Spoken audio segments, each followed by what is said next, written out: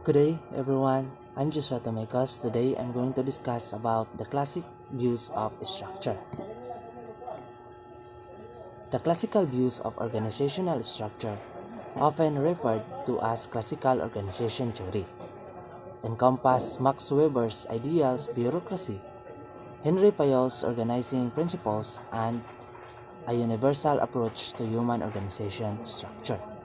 Despite being labeled as universal approaches, these theories differ significantly in their concerns and structural recommendations. Max Weber emphasized the ideal bureaucracy's rational and hierarchical structure, while Henry Fayol focused on key organizing principles for effective management. Despite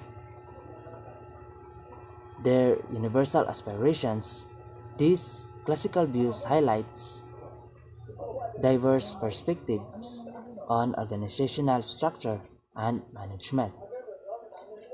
Next is the ideal bureaucracy. Max Weber's ideal bureaucracy, proposed in the early 1900s, aimed to establish a highly efficient organizational structure applicable to all types of organization. Weber believed that this bureaucratic form could provide stability, control, and predictability in large organizations, especially at a time when inefficiency when prevalent. The seven essential characteristics of Weber's ideal bureaucracy were: first, the rules and procedure. It is a consistent set of abstract rules and procedures to ensure uniform. Second, the division of labor, which is each position filled by an expert to enhance efficiency. The third, hierarchy of authority. It is a clearly established chain of command. The fourth, technical competence, which is employment and advancement based on merit and expertise. The fifth, separation of ownership. Separation of ownership is professional manager rather than owners should run the organization. The sixth, rights and property differentiation, which is rights and properties associated with the organization, not the individual holding the office. The last is essential characteristic is documentation, which is maintaining records of actions and decisions. While these characteristics were intended to bring order and predictability, critics argue that an overemphasis on rules and procedures could lead the sluggishness and efficiency. Weber's rigid views of authority has also been criticized, with some suggesting that bureaucratic structures may impede creative innovation and individual compassion within the organization. However, some scholars like Paul Adler argue that large-scale, complex organizations still require certain bureaucratic elements to prevent chaos and ensure resource efficiency, quality, and timelessness. Adler proposes a view that acknowledges the necessity of a bureaucratic structure, at least in part, of designing effective organizations.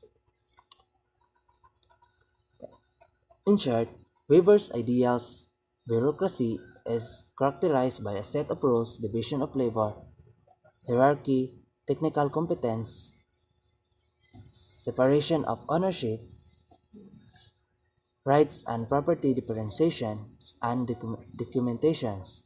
While criticized for potential drawbacks, some argue that certain bureaucratic elements remain essential for organizational effectiveness. And now, let's proceed the classic principles of organizing. Henry Fayol, a French engineer and CEO, presented classic principles of organizing at the beginning of the 20th century.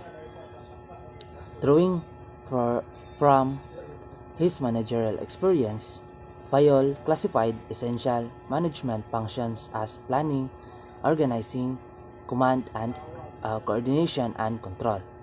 Additionally, he introduced 14 principles of organizing which have significant influence organizational development. The key principles of Fayol's organizing include: first, division of work. It is individuals and manager focused on specific tasks for efficiency.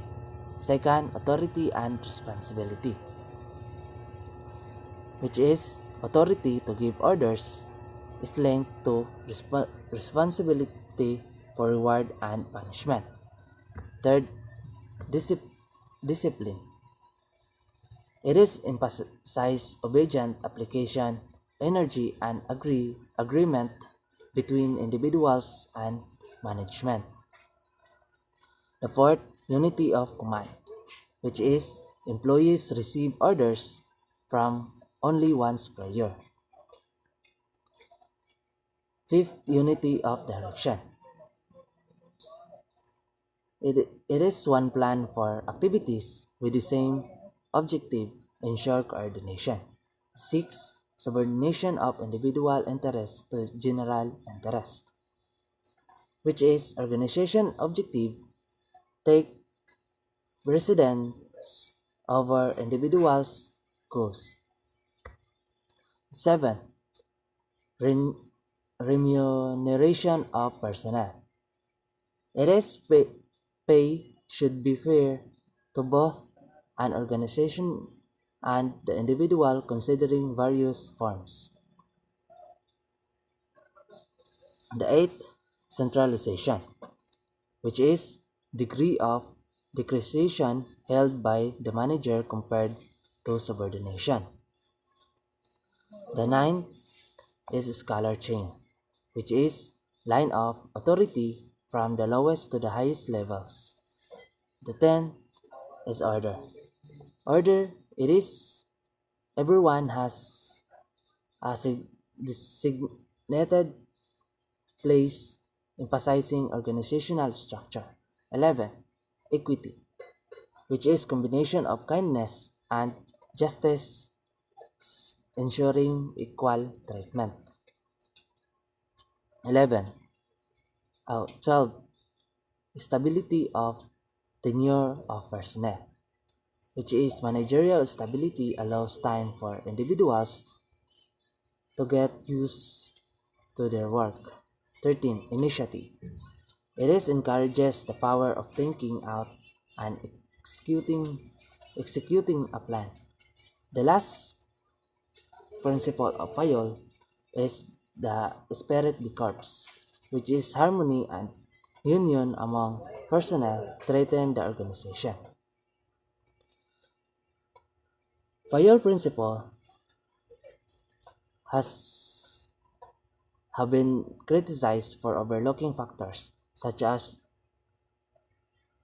individual motivation and informal groups, focusing on mechanical organization that may not consider people interest and motivation.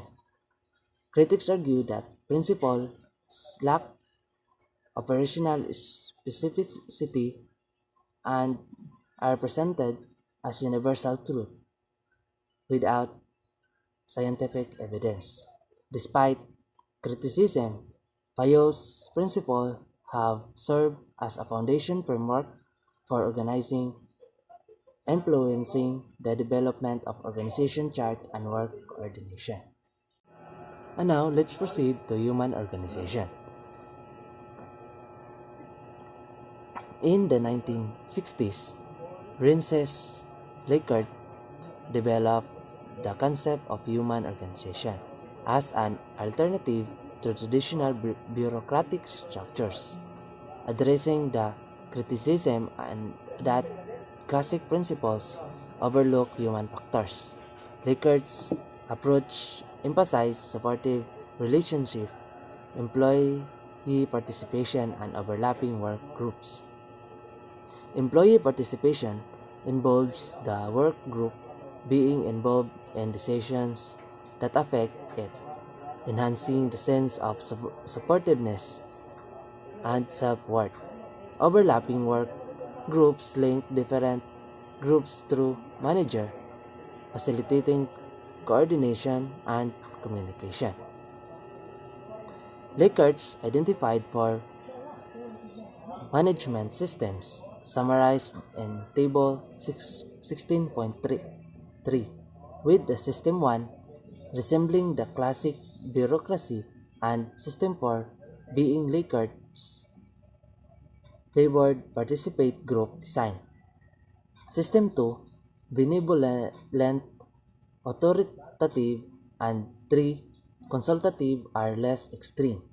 Likert described these systems in terms of organizational variables, including leadership processes, motivational forces, communication processes, decision-making processes, goal-setting processes, and control processes. The human organization concept assumes that people work best in cohesive group aligned with organizational goals, and management's role is to ensure effective coordination and communication by linking work groups. Likert's approach challenges classic principles, advocating horizontal and vertical overlapping of work groups instead of strict unity of command and hierarchical chain of command. Research supporting Likert's human organization comes from the Institute for Social Research at the University of Michigan, where Likert's and associates conduct studies. While some evidence links System 4 characteristic to positive worker attitudes and increased productivity, critics argue that causation is not entirely clear. Likert's model has been criticized for its focus on individuals and groups rather than addressing structural issue comprehensively. Likert's System 4 shares similarities with contemporary theme-based organizations. The classic views of organization structure, including Fayol's principle and Weber bureaucracy, embody key elements but differ in their combination and emphasis. These classic views attempted to provide a universal approach to organization structure, each with its unique configuration of key elements and management principles. Overall, the main purpose of human organization, according to Likert's, is to create work environment that recognize the importance of human relationships, participation, and effective communication in achieving organizational success. It challenges traditional principles by emphasizing a more flexible and people-centric approach to organizational structure and management. And that's all. Thank you.